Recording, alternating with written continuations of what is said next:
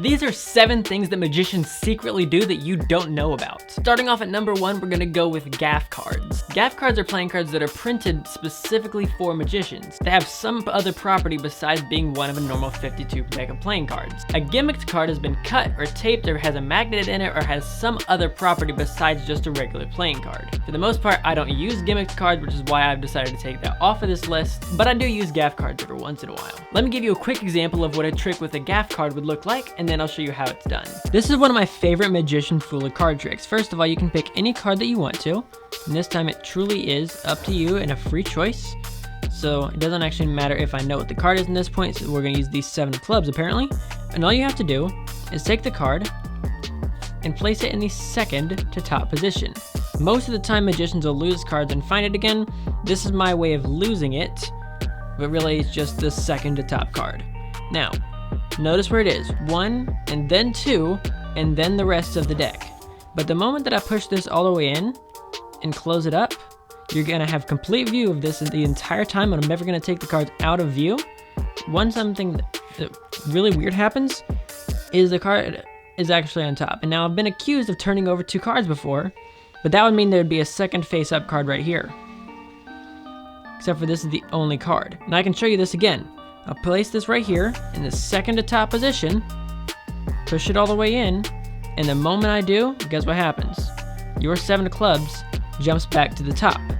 And once again, there's only 1 card here. Now let me explain to you what I did. It's nothing weird with the 7 of clubs, it's actually this card right here, which is the gaff card that I showed you, the double backer. So it actually has a back design on both sides, and this is one of the gaff cards that I use pretty frequently. A lot of times a double backer will even come with the 52 cards. This is one of the decks that it comes with, so if you want one, you can pick up this deck of cards and you can get yourself a double backer. Now within sleight of hand techniques, there's different genres of moves. So coming in at number 2, we have the card force. You've probably heard magicians say, pick a card, any card. The thing is though, we are allowing you to pick any card. There are other times though, when we say, pick a card, any card, when in reality, we're actually forcing you to pick that card, but giving you the illusion that you have free choice. Let me show you what that would look like. Now to make sure that I'm actually forcing a card first, I want to show you that all of these cards are different. It's not like all the cards are all the Jack of Diamonds or anything. Everyone is going to be different.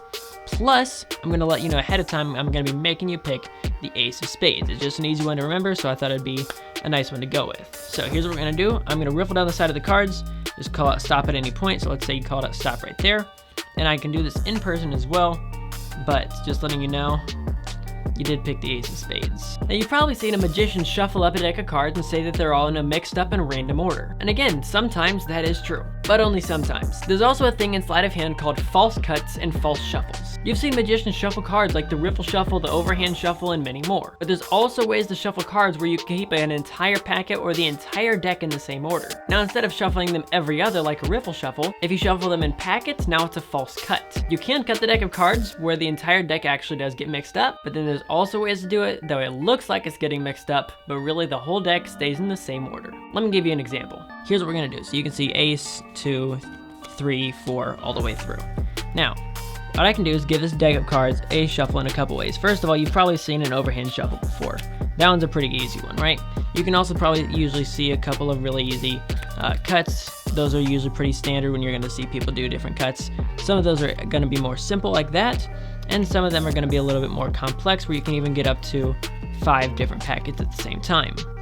All in all though, there's lots of different ways to do it, but now you're still gonna see 1, 2, 3, 4, 5, 6, 7, 8, 9, 10, Jack, Queen, King, Ace, 2, 3, all the way through. This entire deck is in still the same order. Number 4 is one of my favorites because in college I majored in psychology, and there's a lot of psychology within magic. One of the things that you've probably heard of is misdirection, but you probably don't know the amount of psychology that goes into it. Next time you're having a conversation with somebody, hold something in your hand. It could be your phone, your wallet, some AirPods, a deck of cards, or honestly just about anything. And if at some point during the conversation the object is mentioned, keep talking about it and looking them in the eyes. I bet during that conversation they keep eye contact with you the entire time because it's pretty awkward to look away and not make eye contact with somebody as they're looking you in the eyes. But the moment if you're talking about, let's say, your deck of cards or your phone, if you look down at your phone, I bet they look there too. And the moment you look back up, they look back up. because when you look away, it gives them permission to stop looking at your eyes and look at the object of the conversation. But the moment you look back at their eyes, it makes them feel really awkward to keep looking at the object, and they look back up. Magicians use this concept all of the time, because some people think misdirection is just going, look over here, when something actually happens over here. And I'm not gonna lie to you, I've done that many times. But at the same time, one of the things I do more than almost anything else is I'll just look where I want them to look. So if I'm about to do something with my left hand, I'll make sure to look away from the deck of cards and look up at them in the eyes. They'll look at me in the eyes, and I can then do something like a one-handed cut or a one-handed move, or even honestly sometimes a two-handed move. And because they're looking at me in the eyes, they won't notice. And then when I'm ready for them to look back at the cards because that move is complete, I can look back at the cards, and now they're ready to go again. Number 5 is another sleight of hand technique genre. For number 5, we're gonna go with the card control. There are many different ways to do this, and that you can do it with one card or multiple cards depending on the move. If you've seen any type of card trick, you've probably seen a magician lose a card and find it again. It's one of the most basic magic tricks you can do. And the whole time you're wondering, well, how did he find it? Well, the thing is, he probably didn't have to find it because he never lost it. You can make it look like you put it in the middle and it ends up in your pocket, or you shuffle it into the deck and now it's on top or the bottom, or even flipped upside down. There's so many ways I can't even count them to be able to control a card. So let me give you an example of a card control. Now, card controls can be done in many different ways, so let me show you a really quick example. First, we'll pick a random card. Doesn't matter what it is. We'll use the 3 of diamonds. And of course, to be able to control a card, first you have to lose it. So we'll lose it about halfway-ish. Doesn't matter exactly where. It's a little bit below half, but you know, at this point, it doesn't exactly matter where in the deck it is, because the goal is to control it afterwards. And by control it afterwards, I actually mean control it right now. Now, the last one might have been a little bit too hard because it might have gone a little too fast. So this time what we're gonna do is we're gonna slow it down. We'll use the 7 of spades. And now that you're actually seeing it go a little bit slower, you're also actually going to this time see it in the middle, which last time you just had to trust that it went. So this time you're seeing the 7 in the middle, and I'd ask normally if you want it higher or lower, or if you want to leave it where it's at, but you're not here with me, so I'll just assume you want to leave it. And at this point, what I normally do is I'll just take the deck of cards and I'll square it all up, make sure it looks all nice and pretty. But the moment that happens, your card jumps to the bottom of the deck. The last way that I'll show you is a little bit more hands-on for the spectator. So what I do is I'll take it and grab a random card. This time we'll grab the King of Clubs, and I do like to take it and put it in the middle where the spectator can actually see it go. So this time the King of Clubs is actually in the middle, not the King of Spades, King of Clubs.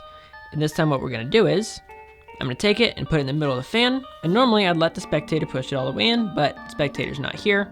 And then take that whole fan and put it in the middle of the packet, that way it's lost twice. But even losing it twice, your card is actually on the top of the deck. Now let me give you a quick rundown of how those work. When it comes to the first one, the card never actually goes to the middle. So in this case, we're using the 5 of clubs. And what I make it look like I'm doing is sliding this top card off into the center and losing it. But what I'm actually gonna be doing is I'm gonna be taking your card and pretending to lose it, because when I pick up all these cards, I actually grab this one instead with these bottom fingers and slide this one into the middle. Except for I just do it with so much speed that I fake it with my thumb, slide this one off, and make you realize this one never actually left. With the next one, what happens is the card does actually go to the middle, so this one is gonna be a little bit different than the last one. But the thing that changes is how I control it to the bottom. So at this point, when I square it up, I actually pull it out, push all the other cards underneath, and now your card is on the bottom of the deck. And with the last one, once I've taken this card and I've moved it here, so now where you have the 8 of hearts, I move it to the middle, and I take this bottom card and get a little bit of a gap right here between this bottom card and the rest of them. Now when I flip it over and I push this one forward, I actually drop this card on the top of it. Now your card is now the second to top card. I can now push this card that actually is yours in. This card right here, it's not even yours. So when I put that random card in the middle of the fan, you think this is yours, but your card's over here. So I just gave you a quick switcheroo, push that all the way in, your card's on the top of this packet, and now your card is controlled to the top of the deck. And I have taught all 3 of these, so if you wanted to learn those and a bunch more, I'll link them in the description below. Number 6 is one of my favorites. Since I was a little kid, I've loved to decipher puzzles. They could be actual puzzles, word puzzles, or just about any type of puzzle there is. I grew up reading every single type of mystery book and loved the deciphering process. So when getting into sleight of hand and I found marked cards, I loved them. A marked deck is when you can look at the back design of a card and know what the faces are. These are the brand new 10th anniversary gold Black Roses playing cards. So what I'm gonna do is I'm gonna dribble through, pick a random playing card, and be able to tell you what it is with only looking at the back design and never looking at the faces. So let me prove it to you. First, I'm gonna look away and pick a random card, cut it right there. Now only thing I'm gonna look at is this back design right here, and this right here is the 3 of clubs. I can prove it to you as well. 3 of clubs. And with playing cards like this, you have a 100% accuracy. And I'll be honest with you, some decks of cards are easier to look at than others. Some of them you can just look at for a second and know exactly what it is. Like this Black Roses deck is one of the easiest decks I've ever used. There are other decks that are super fun to try and figure out, but at the same time take way too long and aren't very practical. I just like having them so I can try and figure them out. And at number 7, we have a really fun one for teleportation card tricks. At least that's what I use it for the most. This one isn't necessarily a gaff because it's not printed to be anything different than one of the normal 52 cards, where a gaff would have a double backer or a blank card or many other different variations. First, I'm going to show you what this teleportation card trick looks like, and then I'm going to show you how it's done because of this special card. Now here's what we're going to do for this next card trick. I'm going to go ahead and just riffle down this part where you can see all of the cards as I go through, and any point you can just call out stop. So here's how this is going to work. Go ahead and just call out stop. So let's say you called out stop right there. That means this next card right here is going to be yours. You've picked the King of Hearts, and what we're gonna do is I'm just gonna take this and drop the rest of them on top. Now, with just one little dribble like this, the King of Hearts is actually no longer in the deck. Now, what I'm gonna make sure is you can see them. I clearly have short sleeves and nothing in this hand.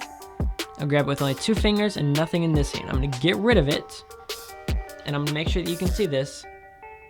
As I come back, nothing in my hands, okay? Now, you'll see that if I turn around and stand up a little bit, there's one card in my back pocket, and that card is yours, King of Hearts. Now, this is the extra card that I like to use, because truth be told, your card is still in here. But how is it possible that your card is both here and in here at the same time? Well, it's because it actually is both in here and over here at the same time, because there's a duplicate card, and magicians use these all the stinking time. Now I said that these are the 7 things that magicians do that you don't know about. And although you know these 7 with your mind now, that doesn't necessarily mean that you can just pick up a deck of cards and now do any of these 7, right? That's where you're wrong. Remember how I showed you those card forces? I have an entire card force tutorial playlist that I linked in the description below. The same thing goes for marked decks of playing cards. I've done reviews of a ton of marked decks of playing cards, and I've also shown how a lot of them are read. And I have a playlist for that too. I've got a playlist for card controls, I have a playlist for false cuts and false shuffles, and everything else that I've mentioned in this video I have a playlist for, and it's in the description below, so you can check out any of those that you want to and hopefully learn how to do it.